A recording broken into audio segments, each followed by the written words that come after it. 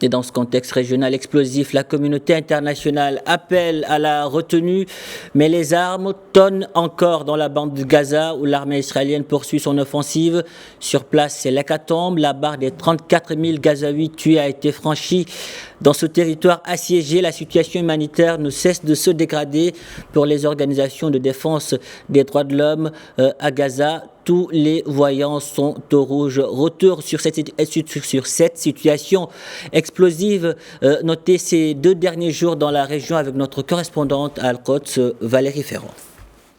La situation reste donc extrêmement volatile, alors qu'Israël continue parallèlement ses bombardements meurtriers contre les populations civiles de la bande de Gaza et promet toujours une opération terrestre à venir dans la région sud de Rafah, où l'armée israélienne, il faut le rappeler, a forcé plus d'1 million de personnes à évacuer depuis les régions nord et centre, que l'armée israélienne, au début, en novembre, de ces bombardements massifs, voulait totalement vider de ses habitants palestiniens.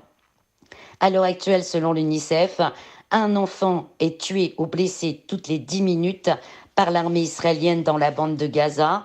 De son côté, l'agence des Nations Unies, OCHA, a de nouveau alerté cette semaine sur les graves dangers à venir pour les 2 200 000 hommes, femmes et enfants de ce territoire qui restent exposés, outre les bombardements, à la famine et aux maladies. Et avec le printemps et le début de la période chaude, les Nations Unies craignent une forte progression des épidémies en raison de la politique israélienne de destruction systématique de toutes les infrastructures civiles. Résultat, vous avez par exemple plus de 270 000 tonnes de déchets qui se sont accumulés un peu partout.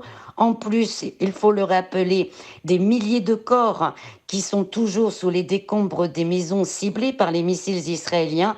Tout ceci pose bien sûr des risques très sérieux de santé et surtout s'il n'y a pas de cessez-le-feu et si l'aide humanitaire ne peut pas être distribuée en grande quantité, comme le réclament les Nations Unies, mais également la Cour de justice internationale qui a de nouveau sommé le mois dernier la puissance occupante israélienne de mettre fin à tout acte pouvant conduire à un génocide qui pour de nombreux experts des crimes contre l'humanité est en cours actuellement dans la bande de Gaza.